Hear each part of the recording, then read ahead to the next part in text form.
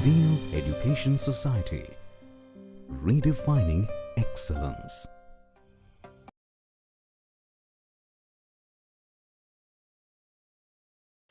Hello students, myself Dr. Mahadev Unde.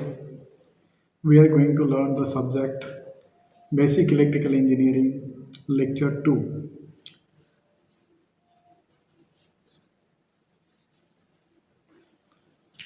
See, in this lecture, we are going to study the magnetism. That is the basic terminology related to the magnetism, such as a flux density, reluctance, permeability, permeance, relative permeability and absolute permeability, magnetizing force, then the field due to the current carrying conductor, field due to the long straight conductor, and the solenoid, magnetic circuit, series magnetic circuit, etc.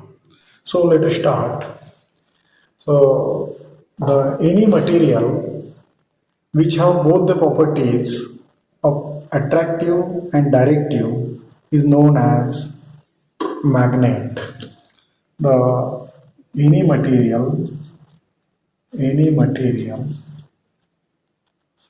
having both properties of attractive and directive is known as magnet. See, means magnet have the property of attraction and directions. That's why, see, these magnets are permanent magnets types. Permanent magnet and second, artificial magnets. These artificial magnets are also known as electromagnets. We will consider this case later on. See, permanent magnets, these are the materials of the permanent magnet, are the ferrite or the ceramic, then the samarium, cobalt, then the alnico. See, these are the materials of the permanent magnet. This permanent magnet are a little bit weak magnet, and their magnetizing strength cannot be changed. We cannot control their flux density, magnetizing force, etc., or the flux. Whereas in artificial magnet, we can control all these properties. Now, when this magnet, permanent magnet, is freely suspended in air, it directs towards north-south, indicating that it has a north pole and south pole. So let us consider the bar magnet having north pole and south pole. So these poles are always in pairs. Poles are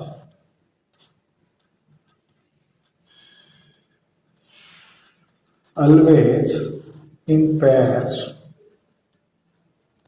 They cannot be separated. If you try to cut the permanent magnet, say when it is cut here, say, so this was N and S. Now after cutting,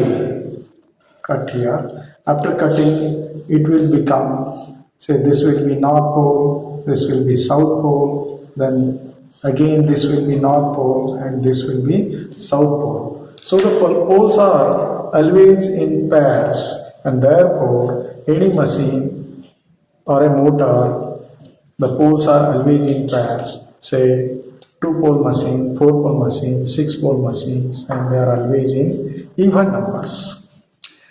Okay, then let us see the magnetic field produced by the permanent magnet.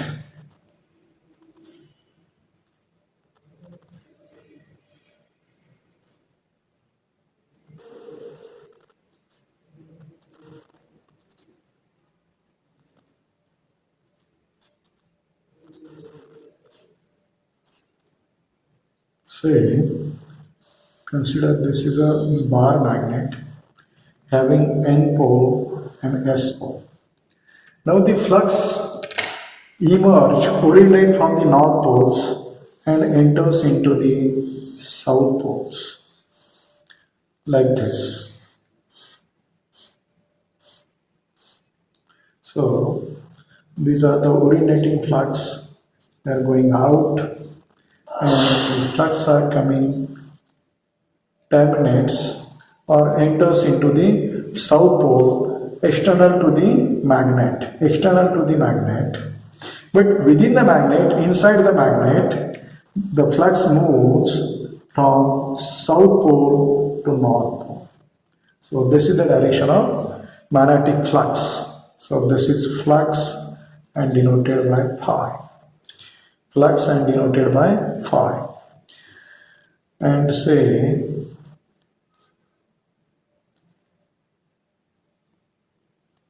now let us define the flux. Let us define the flux. First, flux denoted by phi. So these are the imaginary lines of force. These are the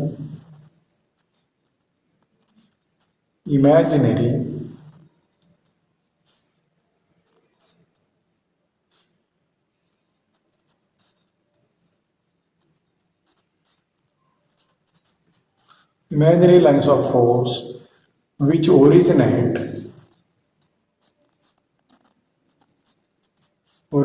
from north pole and enters into south pole.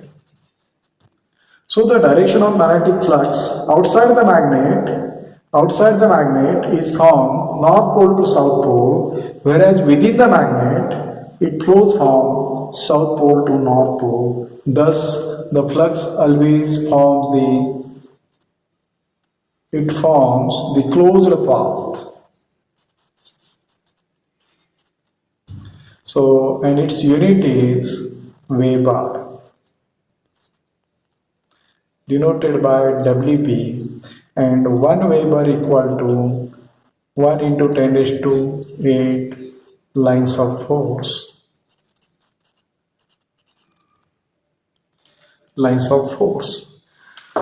Now, what is the flux? The second is flux density.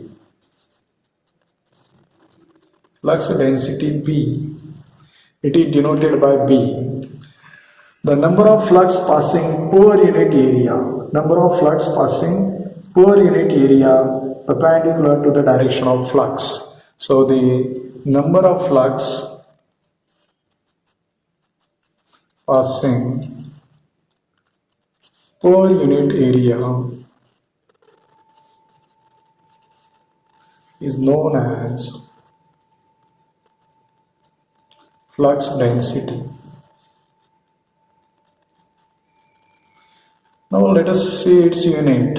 Its unit is Weber per meter square or Tesla, denoted by capital T. So this is about the flux density. Now see the magnetizing force H.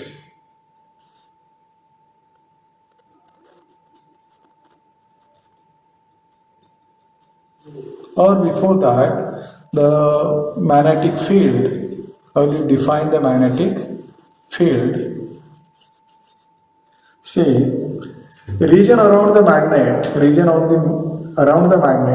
where the effect of magnetism is felt, is known as magnetic field. The region around the magnet where the effect of magnetism is experienced or felt is known as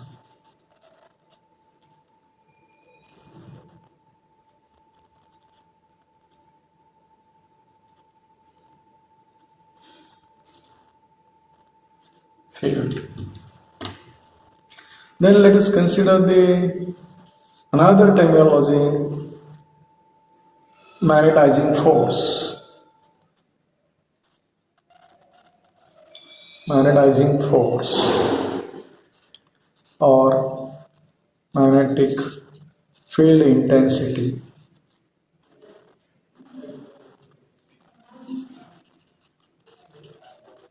or field strength. Obvious magnetic field strength. It is denoted by H. It is denoted by H. So it is the force experienced by unit north pole placed at any point within the magnetic field. Within the magnetic field. So it can be defined as it is the force exerted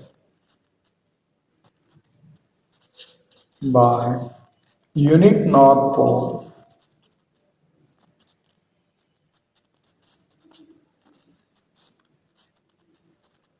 placed at any point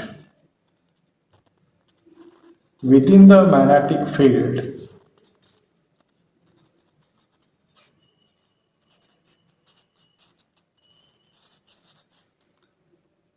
is known as field strength. Thus, it is the force experienced by unit north pole placed at any point within the magnetic field is known as field strength at that point. At that point in magnetic field. At that point in magnetic field.